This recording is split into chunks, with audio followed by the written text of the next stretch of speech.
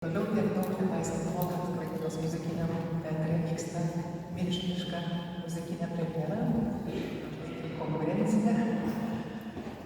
Kaip visada norime pirmiausia dėkoti tiems, kurių paramos dėka šis festivalis gali vykti ir vyksta 20 jubiliejinius metus. Tai yra Lietuvos kultūros taryba, Artmentor fondas ir Kretingos rajono savivaldybė, mūsų pagrindiniai finansuotojai. Taip pat norime minėti kitus labai svarbius partnerius, tai be abejo šis vienuolynas, tai yra fondas Gerbo versmė ir Northway medicinos centrai. Kviečiu paploti jiems.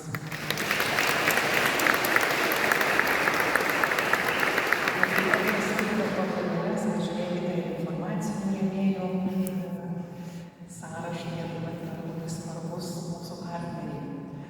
Na, o šį vakarą tikrai džiugu, kad į festivalį sugrįžta čia jau buvę muzikantai, bet buvę čia 2020 metais per pačią pandemiją, nors tuo metu, vasaros metu jau nebebuvo karantino, bet žmonės buvo išsigandę, tikrai čia buvo žymiai mažiau, negu kad mes esame įpratę matyti festivalio koncertuose.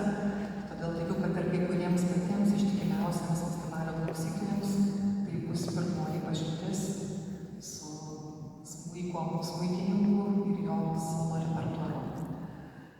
Taip pat noriu priminti jums, prašau pasitikrinkite, ar tikrai išsijungia telefonus, nes vis tiek kiekvieną koncertą įvyksta tas momentas, kai kažkam suskuba, visi galvoja, kad tikrai išsijungiam, bet pasitaiko tokių netikėtumų. Taip pat noriu priminti, kad per koncertus prašome mūsų nefotografuoti ir nefilmuoti. O po koncerto turėsite galimybę įsigyti